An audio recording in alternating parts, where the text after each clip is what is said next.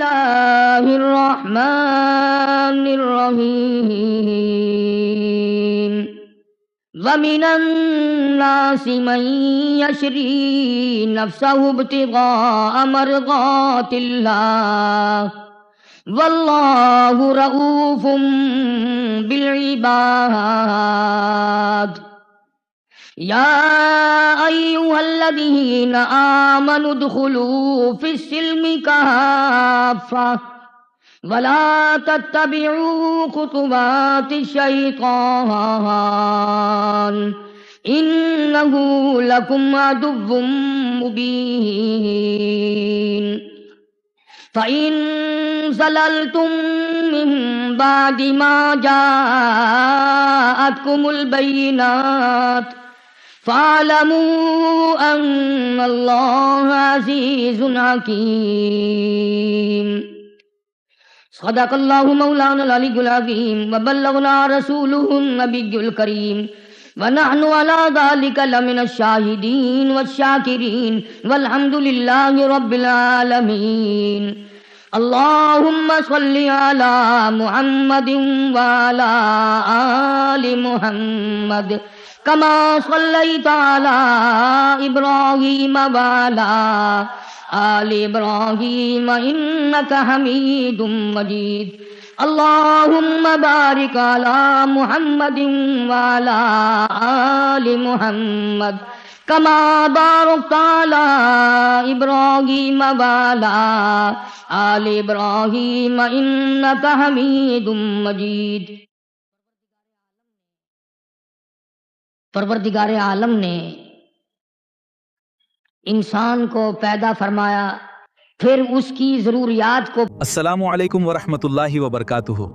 آپ دیکھ رہے ہیں اسلامک ویڈیو، جہاں ملتی ہے اسلام کی سچی باتیں، دل کو چھو لینے والے بیان اور ایمان کو مضبوط کرنے والے لفظ۔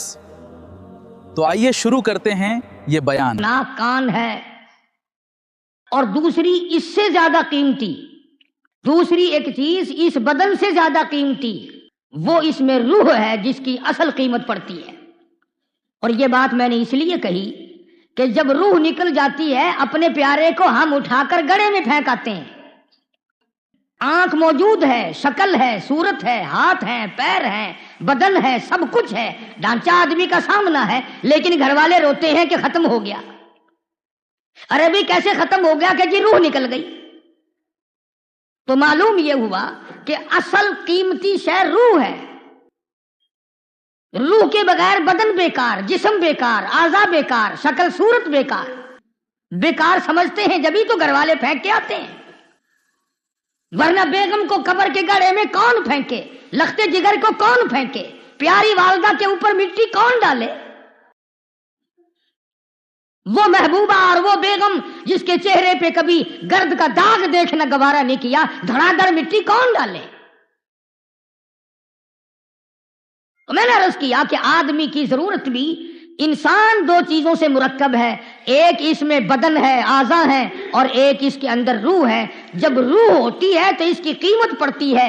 یہ کسی کا ابا ہوتا ہے، کسی کی اماں ہوتی ہے، کسی کی بیگم ہوتی ہے، کسی کا شوہر ہوتا ہے، کسی کا بیٹا ہوتا ہے، کسی کا نوکر کے ہوتا ہے، کوئی سردار ہوتا ہے۔ جب روح نکل جائے تو کچھ بھی نہیں رہتا۔ تو ضرورت بھی دو قسم کی ہیں، ایک بدن کی ضرورت ہے اور ایک روح کی ضرورت ہے۔ بدن کی ضرورت ہے روٹی، کھانا نہ ملے تو آدمی تنگ ہو جاتا ہے، بھوک لگتی ہے پیٹ میں، پانی نہ ملے تو پیاس لگتی ہے، ٹھنڈ نہ ملے تو گرمی لگتی ہے، ٹھنڈی میں اگر گرمی میسر نہ آئے تو ٹھنڈی ستاتی ہے۔ یہ آدمی کے بدن کی ضرورت ہے۔ پانی ہے، سورج ہے، ہوا ہے، مکان ہے، دکان ہے، کاروبار ہے، تخت شہنشاہی ہے، سلطنت ہے، یہ ساری کی ساری آدمی کی بدن کی، جسم کی ضرورت ہے۔ جب بدن کی اتنی ساری ضرورتیں ہیں اور حاجات ہیں تو روح کی جو اصل چیز ہے، جو قیمتی شے ہے، ایک اور طریقے سے میں آپ کو بات سمجھاؤں۔ ہماری عربی زبان میں ظرف کہتے ہیں برتن کو، تھان کو، اور مظروف کہتے ہیں اس چیز کو جو اندر ڈالی جائے۔ جیسے شیشی ظرف ہے، اندر کا تیل مظروف ہے۔ تو میں آپ کو بتانا یہ چاہتا ہوں کہ قیمت باہر کی نہیں لگتی، اندر کی چیز کی قیمت لگتی ہے۔ بوتل ہے، خالی بوتل کی قیمت 8 آنے، اس میں شربت بنا کر بھر دو تو قیمت 20 روپے، اس میں تیل بھر دو تو 15 روپے، اور اگر اسی شیشی میں کوئی اعلیٰ درجے کی کیمیائی دوا بھر دو تو ہزاروں روپے، اور اگر کستوری بھر دو تو لاکھوں کروڑوں روپے۔ قیمت بڑھی گھٹی اندر والی چیز کے حساب سے۔ اگر سرسوں کا تیل اندر ہے تو معمولی قیمت، اگر پانی میٹھا شربت اگر اندر ہے تو معمولی قیمت، اور اگر اس بوتل میں عطر ہے، خوشبو ہے، زعفران کا عطر ہے، گلاب کا ہے، حنا ہے، چمیلی ہے، گلاب ہے، رات کی رانی ہے، اور کستوری ہے، عنبر ہے، تو اس بوتل کی قیمت لاکھوں کے حساب سے جا بنتی ہے۔ تو گویا قیمت اندر کی چیز کی لگتی ہے، باہر کی نہیں۔ یہ پھل فروٹ لے لیں آپ، اندر کی چیز کھا کر اگر کیلے کا چھلکا کوئی کسی کو بیچے، کوئی خریدتا ہے؟ اندر کے گودے کی قیمت ہے، مالٹے کی اندر کی چیز کی قیمت ہے، آم کی اندر کی چیز کی قیمت ہے۔ تو آدمی کے اندر جو روح ہے، اصل قیمت اس کی ہے۔ ہر شخص ابا کہہ کر بلاتا ہے جب تک روح ہو، امی کہہ کر بلاتا ہے، بیگم صاحبہ سمجھ کر پیار کی نگاہوں سے دیکھتا ہے، بیٹی سمجھ کر دیکھتا ہے، بیٹا سمجھ کر پیار کرتا ہے۔ روح نکل گئی، کوئی دیکھنے کو تیار نہیں۔ تو جیسے میں نے عرض کیا کہ بدن کی بھی ضرورتیں ہیں، اعضاء کی ضرورتیں ہیں، اسی طرح سے روح کی بھی ضرورت ہے۔ روح بھی مردہ ہو جاتا ہے، روح مر جاتا ہے، روح ذلیل ہو جاتا ہے۔ ارشاد فرمایا مدنی کریم صلی اللہ تعالی علیہ وسلم نے، فرمایا لا یزنی زان وہو مؤمن، او کما قال النبی صلی اللہ تعالی علیہ وسلم۔ جب آدمی بدکاری کرتا ہے، زنا کرتا ہے، گناہ کرتا ہے، حرام خوری کرتا ہے، ایمان نکل کر دور جا کے کھڑا ہو جاتا ہے، او کمینے تجھے شرم نہ آئی، مجھے تو غیرت آتی ہے تیرے پاس کھڑے ہوتے ہوئے۔ لا یسرق سارق وہو مؤمن، او کما قال النبی صلی اللہ تعالی علیہ وسلم۔ جب آدمی چوری کرتا ہے، ایمان دور چلا جاتا ہے، اور جب آدمی ذلیل کھانے کھاتا ہے، حرام کھاتا ہے، اس کی روح مردہ ہوتی چلی جاتی ہے۔ روح کی ضرورت ہے اللہ کا ذکر، روح کی ضرورت ہے نماز، روح کی ضرورت ہے نیت کا صاف اور صحیح کرنا۔ چنانچہ جس زمانے میں لوگوں کی نیتوں میں خیر ہے، پھر سارے معاملات میں خیر ہی خیر ہے۔ جس زمانے کے لوگوں، عوام اور حکام، چھوٹے اور بڑے، امیر اور غریب، مرد اور عورتوں کی نیتوں میں فطور ہے، سارے معاملات میں پھر فطور ہے۔ اس لیے قرآن کریم نے للکار کی آواز دی، فرمایا ظہر الفساد فی البر والبحر، ظہر الفساد فی البر والبحر۔ فساد مچ گیا زمین میں، زماں میں، خشکی میں، تری میں، محلے میں، بازار میں فساد ہے، فتنہ ہے۔ فرمایا بما کسبت ایدی الناس، اللہ پاک نے اعلان کر دیا، پہلے بتا دیا، یہ جتنے بھی جھگڑے، یہ جتنے بھی فساد ہیں، یہ جتنی بیماریاں ہیں، یہ جتنی پریشانیاں ہیں، فرمایا تمہارے ہاتھوں کی کرتوت ہے، بما کسبت ایدی الناس۔ اللہ پاک کہتا او لوگو میں تم پہ ظلم کرنے کو تیار نہیں، او لوگو میں رحیم ہوں، ظالم نہیں، میں کریم ہوں، متشدد نہیں۔ میری ذات تیرے سارے عیب دیکھتے دیکھتے قبروں تک، مجھے اپنی کبریائی کی قسم، میں نے تیرے سارے عیب چھپائے۔ اللہ پاک فرماتے ہیں او ذرا غور کرو، ذرا سوچو، تیری حرکتیں میں نے کبھی بیوی کو نہ بتائی، بیوی کی حرکتیں کبھی خامند کو نہ بتائی، بیٹے بیٹی کی حرکتیں ماں باپ کو نہ بتائی، ماں باپ کا کمینہ پن میں نے اولاد سے چھپا لیا۔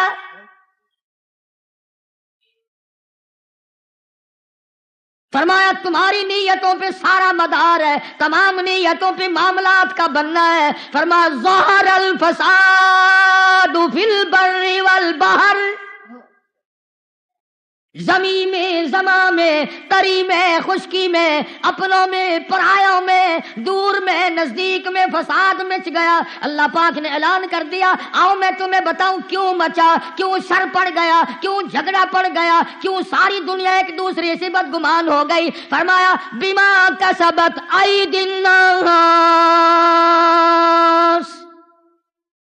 او لوگو میں ظالم نہیں، تیری کرتوت ہے، تیری بدعمالی ہے، تیری نیت کی خرابی۔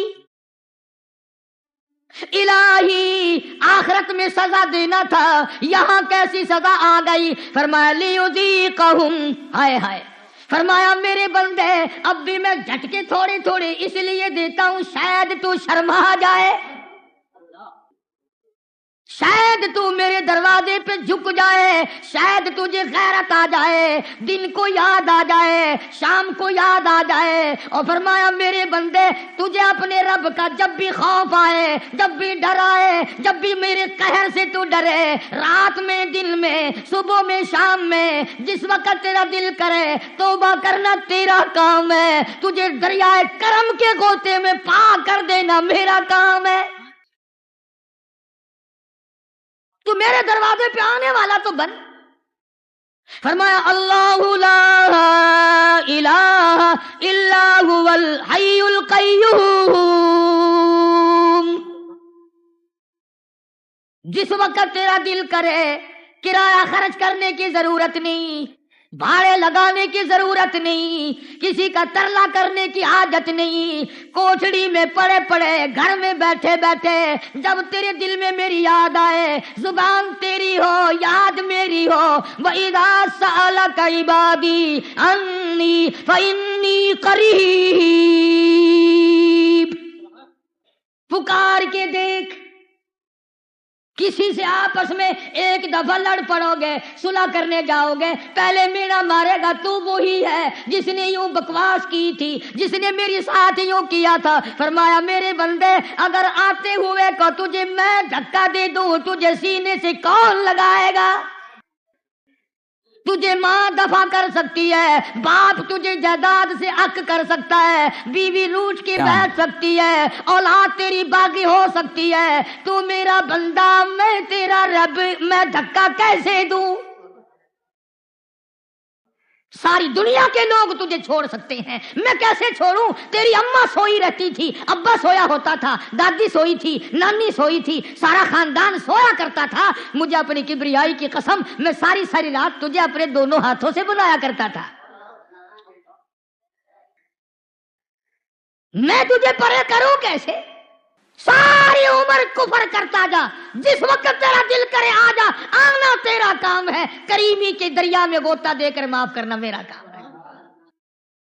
بلکہ قرآن کریم میں توجہ، قرآن کریم میں 8ویں سپارے میں سورت آراف ہے، دوسرا رکوع ہے، ترجمہ گھروں میں جا کے دیکھ لیا کرو، جن کو اللہ نے آنکھیں دی ہیں، لکھے پڑے ہیں، اور خدا کے بندو ساری دنیا کو ہر وقت دیکھتے ہو، کبھی خدا کا قرآن بھی دیکھا کرو۔ سورت آراف کے دوسرے رکوع میں شیطان نے قسم کھائی، شیطان نے قسم کھائی کہ مجھے تو نے پھٹکارا ہی ہے، پر میں بھی من بین ایدیہم ومن خلفہم، قرآن کے لفظ ہے۔ شیطان کہتا من بین ایدیہم ومن خلفہم، میں دائیں سے آؤں گا، بائیں سے آؤں گا، وعن شمالہم وعن یمینہم، چاروں طرف سے آؤں گا، پھسلاؤں گا، تیرے بندوں کو بہکاؤں گا، ولا تجد اکثرہم شاکرین، مالک تیری ذات کی قسم، بہکاؤں گا، پھسلاؤں گا، ناشکرے بنا کے چھوڑوں گا، تباہ کر کے چھوڑوں گا، چاروں طرف سے زور لگاؤں گا پورے کا پورا۔ اسی سپارے میں، اسی رکوع میں، اگلی آیت میں اللہ پاک نے قسم کھائی، مقابلے میں اللہ پاک نے قسم کھائی تو زور لگا، ساری عمر گناہ کرے گا، ساری عمر بدکاری کرے گا، مجھے بھی اپنی کبریائی کی قسم ایک دن بھی ماتھا جھکا دیا میں سارے گناہ معاف کر دوں گا۔ ایک دن بھی میرے دروازے پہ آ گیا نا پکا ہو کر، میں نے کون سا جنت میں اپنا خاندان آباد کرنا ہے، میں نے کون سی جنت اپنے ووٹ دینے والوں کے حوالے کرنی ہے، اور بنائی تو تیرے لیے ہے نا، بنائی تیرے لیے۔ میں عرض یہ کرنا چاہتا تھا کہ آج نیتوں میں فساد ہے۔ اللہ تبارک و تعالیٰ نے فرمایا یہ تجھے بیماریوں کے جھٹکے، یہ مقدموں کے جھٹکے، یہ بندوں کے دیے ہوئے جھٹکے میں تجھے اس لیے لگاتا ہوں لِيُذِيقَهُمْ بَعْضَ الَّذِي عَمِلُوا لَعَلَّهُمْ يَرْجِعُونَ۔ اللہ جل شانہ فرماتے ہیں اس لیے میں تجھے یہ جھٹکے لگاتا ہوں تاکہ تو جھٹکے کھا کر پھر میری طرف آ جائے۔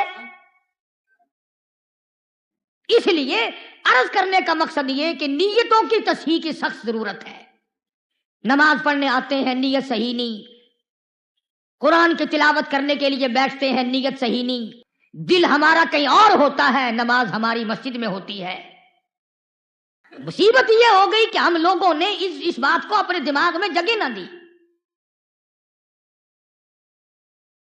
تفسیر کبیر ہے، علامہ فخر الدین رازی رحمت اللہ علیہ کی، بہت بڑے سید عالم ہیں اپنے زمانے کے، بہت بڑے ولی اللہ بھی ہیں۔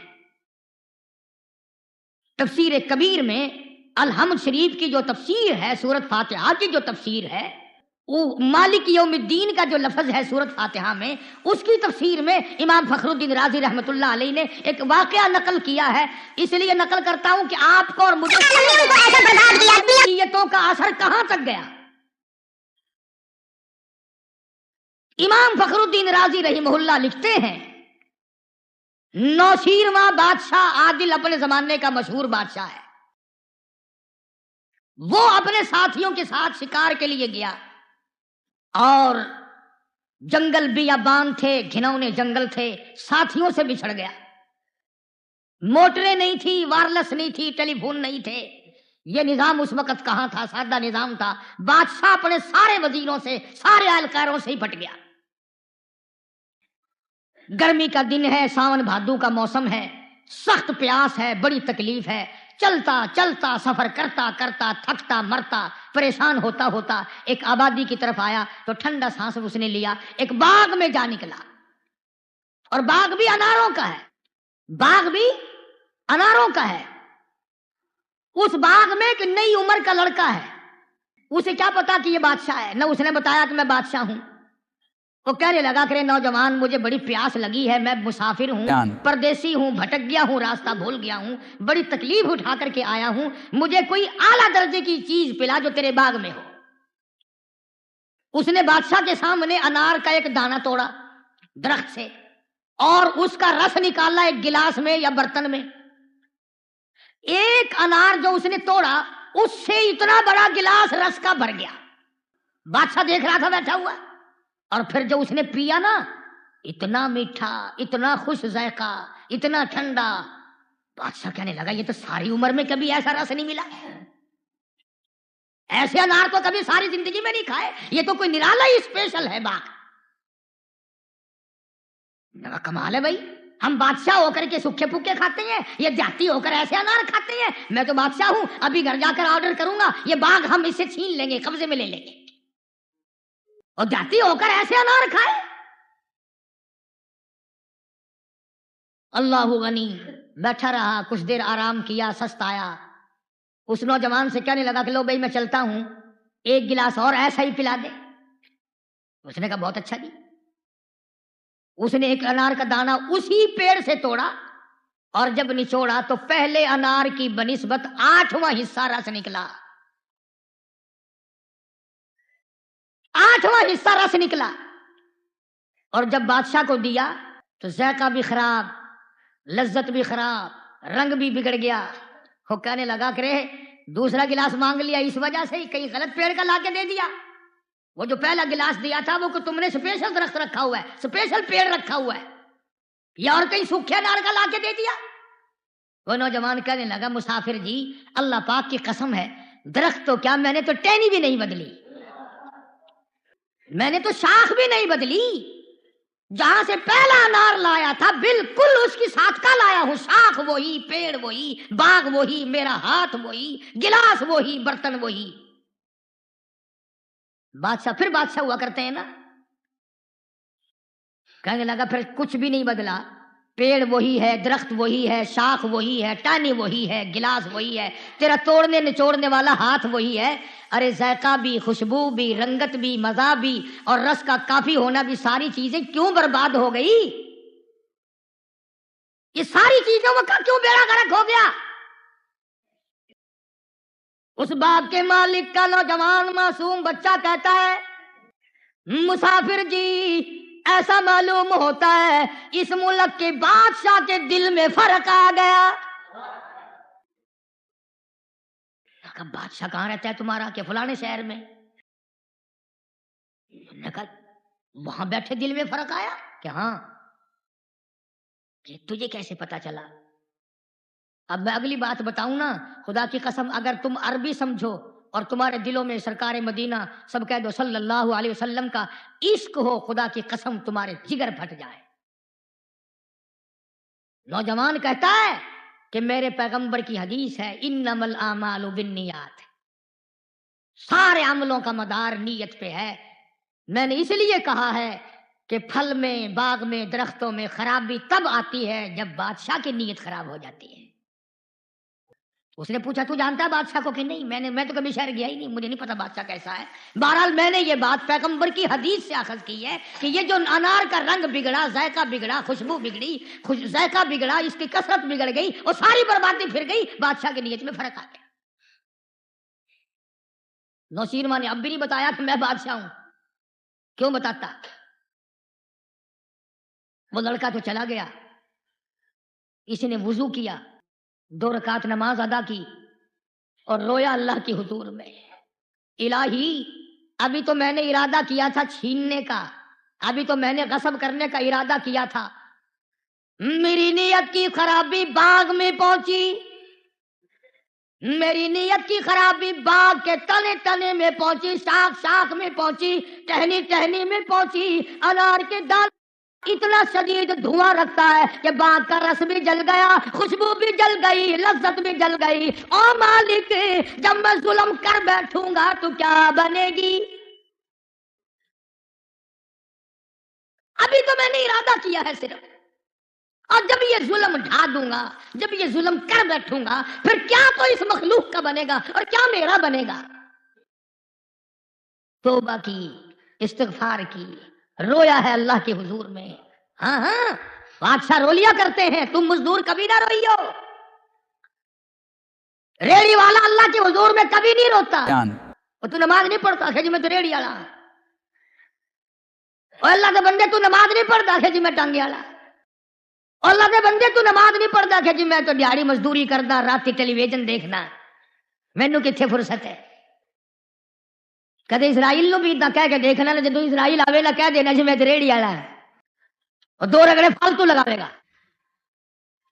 تجربے میں یہ بات آئی، بادشاہ لوگ اللہ کے حضور میں رو لیتے ہیں، مگر یہ جو تھوڑی ہستی کے یا بغیر ہستی کے لوگ ہیں، ان کو اللہ کے دروازے پہ جھکنے کی توفیق ہی نہیں۔ اور اگر کوئی تھپڑ لگتا ہے نا اللہ کی طرف سے، وہ دیکھو جی غریب کو تو اللہ سائیں بھی صاف نہیں پٹن دے گا۔ بڑے بڑے امیر لوگ شادی کرتے ہیں نا جی، کوٹھیوں والے، بنگلوں والے، کئی کئی کھانے برات کو، شادی میں آنے والوں کو کھلاتے ہیں پرسکون کھڑے ہو کے، اور اب تو اتنے وقار اور اتنی عزت سے کھلانے لگ گئے کہ کھڑا کر کے کھلاتے ہیں۔ اور ایک تم دیہاتی ہو، کھانے کو ملے گی ایک لپ چاولوں کی، وہ بھی چھولوں والے، اور کنجریوں کے گانے چلیں گے 3 دن، 3 دن کنجریوں کے گانے۔ یہ مزدور، یہ پتھیرے، یہ چاروں طرف کی محنت کش لوگوں کا حال تو دیکھو، گھر میں آتا نہیں، بیوی بیمار پڑی ہے، بچے کو سانس نہیں آتا، ٹیپ چل رہی ہے، کنجری کا گانا سن رہا ہے۔ ان گانوں سے پیٹ بھر لو، پھر شرم نہیں آتی، غیرت کا جنازہ اٹھ گیا، بادشاہ لوگ روتے ہیں اور غریب پرے پرے بھاگتا ہے۔ میں تو سارے ملک میں پھرتا ہوں نا، اب بلکہ کوٹھیوں میں مصلے ہیں، کوٹھیوں والے اب قرآن کی تلاوت کرتے ہیں، اور مزدور غریب جو ہے وہ پرے پرے چلا گیا۔ جب خدا کے دروازے پہ آتا ہی نہیں تو روے گا کیا؟ پھر کیسا رونا؟ بادشاہ نوشیروان دل بادشاہ رویا، اللہ پاک کی حضور میں توبہ کی، استغفار کی، الہی میں آئندہ ایسا عزم بھی نہ کروں گا، ارادہ بھی نہ کروں گا، نیت میں یہ بات کبھی لاؤں گا نہیں، مجھے معافی عطا فرما۔ اس لیے فرمایا یا ایھا الذین آمنوا کونوا قوامین بالقسط شہداء للہ، او لوگو انصاف کرو، عدل کرو، ظلم نہ کرو۔ ولا یجرمنکم شنآن قوم علی ان تعدلوا، عدل کیا کرو، انصاف کیا کرو، ظلم نہ کیا کرو۔ اب تم سارے سوچ رہے ہوگے بیٹھے بیٹھے سبحان اللہ ہم نے تو کبھی ظلم نہیں کیا کسی پہ۔ میں کہتا ہوں آدمی کو آج کل سانس نہیں آتا بغیر ظلم کے۔ بس میں بیٹھے ہیں آپ، 3 آدمیوں کی سیٹ پہ جگہ ہے، آپ چوڑے ہو کے بیٹھ گئے، دوسرا تھوڑا سا سکڑ کے بیٹھ گیا، اب تیسرا بےچارا لٹکن کلاس میں ہے۔ 1 گھنٹہ تیری ساتھ اس نے سفر کیا، تو نے اسی میں اس کا حق مار لیا اور تجھے پتہ بھی نہ چلا، تیرے اعمال کا بیڑا غرق ہو گیا، تجھے علم بھی نہ ہوا۔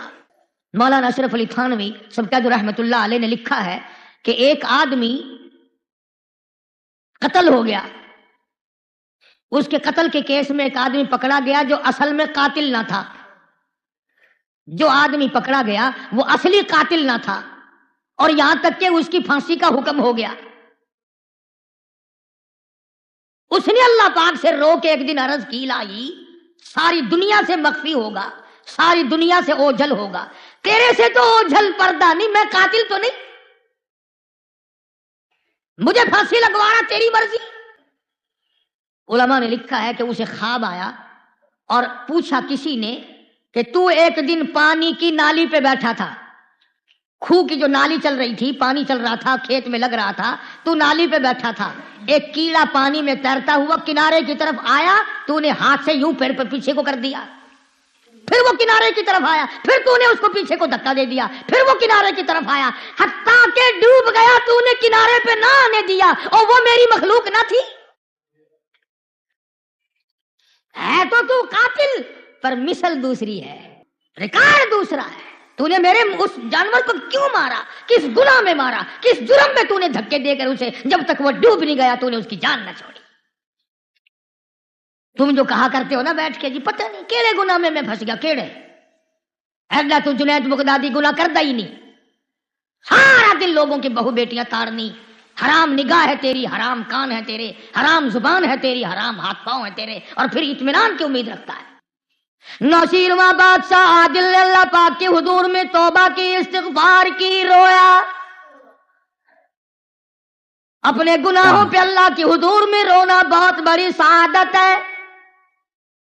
اس مزے کو تو کیا جانے، تجھے کیا پتا اس لذت کا کہ یہ مٹھاس کتنا اونچا ہے۔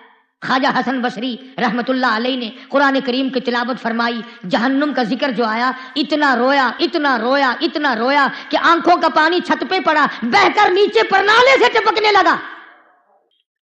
ایک آدمی جو نیچے سے گزرا اس کی پگڑی پہ آنسو پڑے، اس نے آواز لگایا ارے کون ہے، میرے کپڑے پلیت کر دیے۔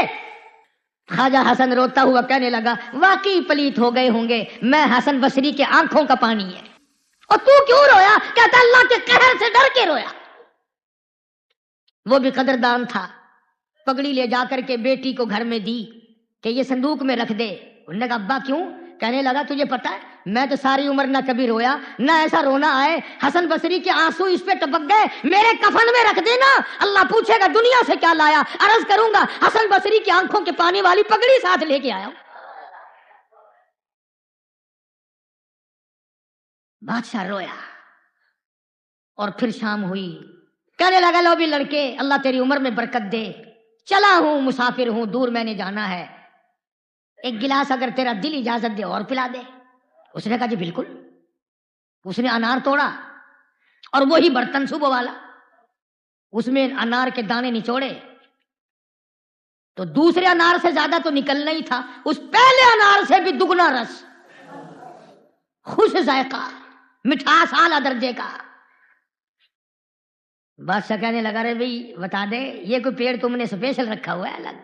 انہوں نے کہا نہیں جی، میں نے تو درخت اور پیڑ کو کیا بدلتا، میں نے تو اب تک ٹہنی بھی نہیں بدلی، تینوں انار وہیں سے توڑے، نے کہا پھر نوجوان یہ کیا رد و بدل ہے؟ نوجوان کہنے لگا مسافر جی ایسا معلوم ہوتا ہے اس ملک کے بادشاہ نے ظلم کرنے سے توبہ کر لی۔ بڑا پشیمان ہوا، الہی ارادے یوں جاتے ہیں، ارادے وہاں تک پہنچتے ہیں، پتوں تک، دل کے وسواس وہاں درختوں کے تنوں میں پہنچتے ہیں، پھلوں میں پہنچ جاتے ہیں۔ اس لیے خداوند کریم نے فرما دیا یعلم خائنۃ الاعین وما تخفی الصدور، تیری آنکھوں کے اشاروں کو بھی میں جانتا ہوں، تیرے دلوں کے ارادوں کو میں جانتا ہوں، انہی سے اثرات سارے مرتب ہوں گے۔ اور حضرت شیخ سعدی رحمت اللہ علیہ نے تو کمال کر دیا، یوں فرماتے ہیں ستم کش گر آہی، ستم کش گر آہی بر آرد زدل زند سوز او شولا در آب و گل، کہتا او لوگوں پہ ظلم نہ کیا کرو، مظلوم کے دل کی آہ دھواں اگر سمندر میں ڈال دو وہاں بھی آگ لگ جائے گی۔ کسی کو ستایا نہ کر، کہتا مکن مردم آزاری اے تم درائی کہ نا گہرا صد بر تو قہر خدائی، ڈر اس کے قہر سے، ڈر اس کے غضب سے، ڈر اس کی بندہ نوازی سے، وہ تیری رگوں کو مروڑ کے رکھ دے گا۔ خدا کی قسم جیسے وہ دینے پہ قادر ہے وہ لینے پہ بھی ایسا قادر ہے، شام کو سوئے تخت و تاج کا مالک صبح اٹھ کر تختے پھانسی پہ۔ عجب ہے مالک کی ذات، ہم لوگوں نے پہچان کرنی چھوڑ دی۔ مولوی نے تجھے قرآن سنانا چھوڑ دیا، نبی پاک صلی اللہ علیہ وسلم کی حدیث سنانی چھوڑ دی، تیرا ذہن جگڑالو بن گیا، تیرا دماغ پارٹی بازی کا بن گیا۔ جب تک مولوی کسی کو دو چار گالی نہ دے تجھے تسلی نہیں ہوتی، تیرا جمعہ نہیں ہوتا، تیرا پیٹ نہیں بھرتا، اور خدا کی قسم یہ ساری چیزیں تجھے قبر میں بڑی مہنگی پڑے گی۔ سادی کہتا مکن بر ضعیفان بیچارہ زہر، مکن بر ضعیفان بیچارہ زہر بی اندیش آخر زتنگی یہ گہر۔ سادی کہتا ہے قبر کا اندھیرا بھی کبھی یاد کر لیا کر، ہاں قبر کی تنہائی کو کبھی یاد کیا کر، قبر کی خلوت کو کبھی یاد کیا کر۔ نہ بیٹا ہوگا نہ بیٹی، نہ بیگم نہ اماں، نہ پارٹی نہ خاندان، کوئی نہیں ہوگا، تو اکیلا ہوگا، اکیلا۔ تو اس لیے میں نے یہ عرض کیا کہ ہم تمام معاملات پر سوچتے ہیں لیکن اپنی نیتوں کے بارے میں نہیں سوچتے۔ صبح آنکھ کھلتے ہی یہ سوچتے ہیں آج کیا ہیرا پھیری کروں، آج کیا میں طریقہ واردات اختیار کروں، آج کس کا نمبر لگاؤں، کون سے طریقے سے ٹھگی ماروں۔ جب صبح اٹھتے ہی نیت یہ ہے، پھر برکت کہاں، پھر رحمت کہاں، پھر سکون کہاں، پھر ایمان کہاں، پھر قرآن کہاں۔ کم سے کم نیتوں میں تو خیر رکھو۔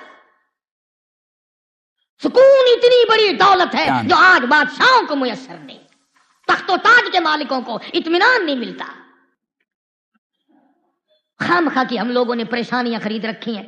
اللہ نے روٹی کا وعدہ کیا ہے، ہم کوٹھیوں کے پیچھے لگ گئے۔ ہر آدمی کوٹھی مانگ رہا ہے، اللہ میاں سے ہر آدمی کوٹھی مانگ رہا ہے، ہر آدمی بنگلے کا خواب دیکھ رہا ہے۔ کمال ہو گیا، جائز ناجائز پرواہ ہی نہیں۔ سنو میری بات، جن کو کوٹھی دے کے جاؤ گے نا، بہت ممکن ہے کہ تیری قبر پہ کچھ ساری زندگی میں تھوکنے بھی نہ آئے۔ جن کو بنگلہ دے کے جا رہے ہو انہوں نے تیری قبر کی طرف کبھی منہ کر کے اللہ کا نام بھی نہیں لینا۔ اس لیے میں لالچ کے طور پر نہیں بلکہ عام جرنل بات کہتا ہوں اور کہا کرتا ہوں، اللہ والوں سے تعلق رکھا کرو، علماء سے تعلق اپنا رکھا کرو۔ خدا کی قسم اگر اس کی زندگی میں یہ تیری خبر آ گئی کہ فلانا خدمت گزار فوت ہو گیا، تو یہ جو اللہ والے ہوا کرتے ہیں یہ اولاد کو نہیں روتے، یہ خدمت گزاروں کو رویا کرتے ہیں، یہ خدمت گزاروں کو رویا کرتے ہیں، اور ساری زندگی روتے دوسروں کو بتاتے رہتے ہیں، دیکھ تجھے تو لوٹا پکڑانے کی بھی تمیز نہیں، میرا فلانا خلیفہ تھا، فلانا مرید تھا، وہ یوں خدمت کیا کرتا تھا۔ اور ویسے بھی تبلیغی جماعت والے ساتھی بھی فرمایا کرتے ہیں کہ عبادت سے خدا ملتا ہے اور عبادت سے جنت ملتی ہے اور خدمت سے خدا مل جاتا ہے۔ جب خدا مل گیا تو جنت اللہ میاں کہاں لے کے جائے گا ہم سے۔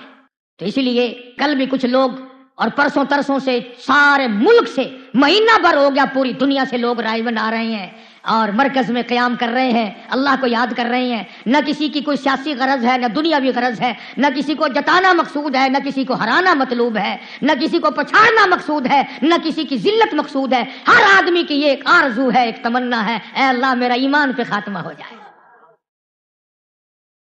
تو ہمارے یہاں کے طالب علم بھی، استاد بھی، اکثر ساتھی بھی، بچے بھی رات چلے گئے، آپ سب لوگ جتنا بھی کسی کو وقت مل سکتا ہے اس اجتماع میں شامل ہو جاؤ۔ حج کے بعد دوسرے نمبر پہ یہ اجتماع ہے۔ اتنا رش، اتنی مخلوق خدا کی قسم، اللہ جانے کتنے ابدال آتے ہیں، اللہ جانے کتنے غوث آتے ہیں، اور کتنے اللہ سے رو رو کے دعا کرتے ہیں۔ اگر تیری بیماری کا علاج نہیں تو میں تجھے دعوت دوں گا کہ وہاں دعا میں شامل ہو جا۔ اگر تجھے مقدمے میں راستہ نہیں ملتا میں تجھے دعوت دوں گا جہاں 30-20 لاکھ آدمی آمین رو کے کہے گا، تو آمین ان کے ساتھ اپنی ملا کے تو دیکھ۔ نماز کا پابند بن جا، وقت نکال کر آگے پیچھے کر کے دعا میں ایک دن کے لیے، ایک رات کے لیے سارے شامل ہو جاؤ۔ اللہ پاک مجھے اور آپ کو عمل کی توفیق عطا فرمائے، اور اس کے لیے بھی دعا کرو کہ یہ مسجد کا کام اللہ پاک پورا فرما دے، اور اس کے لیے امداد بھی اللہ پاک غیبی فرمائے تو یہ سارا کام چلتا ہے، ورنہ یہ تو بڑا مشکل ہے۔ اللہ پاک سب تمام مسلمانوں کے کاروبار میں خیر و برکت عطا فرمائے۔ وآخر دعوانا الحمدللہ رب العالمین۔ اللہم صلی وسلم وبارک علی سیدنا مولانا محمد النبی الامی الہاشمی وعلی آلہ واصحابہ برۃ الکرام۔ صوبہ سندھ میں ایک مائی رہتی تھی، انتہائی میری خدمت گزار، میرے ساتھ حج کو بھی گئی تھی۔ اطلاع ملی ہے وہ دنیا سے رخصت ہو گئی۔ اللہ تعالیٰ اس مرحومہ حاجن کی مغفرت فرمائے، اللہ پاک دو جہان میں اس کو سعادت عطا فرمائے، اس کے درجوں کو بلند فرمائے۔ اور ایک ساتھی ہے، شاگرد بھی ہے میرا، حافظ خان محمد، حافظ آباد میں رہتا ہے، اس کا بھی خط آیا، اس کی بیوی کا انتقال ہو گیا، اللہ تعالیٰ مرحومہ کی مغفرت فرمائے۔ لاہور سے ایک ساتھی نے خط لکھا ہے کہ میرا بھائی چلا گیا گھر سے دوڑ کر، اللہ تعالیٰ اس کے بھائی کو واپس گھر پہنچا دے۔ کوئی خلیل احمد صاحب ہیں، وہ بھی بیچارے فوت ہو گیا ہے، اللہ تعالیٰ اس کی بھی مغفرت فرمائے۔ سیدھی دعا کرو الہی جتنے بھی ہم سے بچھڑ گئے، قبروں میں چلے گئے، سب کی مغفرت فرما دے۔ ایک ساتھی ہے، اس کا بچہ گم ہو گیا، اللہ تعالیٰ اس کی پریشانی کو دور فرمائے، اس کے بچے کو واپس گھر پہنچائے۔ یہ بڑی پریشانی ہوتی ہے، ہر شخص نہیں جانتا۔ یا اللہ سب پہ کرم فرما، ہمارے ماں باپ کی بخشش فرما، آبا و اجداد کی مغفرت فرما، یا اللہ خدمت گزاروں کی مغفرت فرما، اس مسجد کے خدمت گزاروں کے کاروبار میں، فصل میں برکت عطا فرما، جان میں، مال میں برکت عطا فرما، یا اللہ اس کو آباد کرنے والوں کو آباد فرما، یا اللہ اس مدرسے کو ترقی عطا فرما، الہی تمام امت پہ فضل اور کرم فرما، ساری امت کی بخشش فرما، جتنے لوگ قبروں میں چلے گئے سب کی بخشش فرما دے، یا اللہ دو جہان کی عذاب سے بچا، یا اللہ ہمیں آزمائش اور امتحان سے ہم سب کی حفاظت فرما۔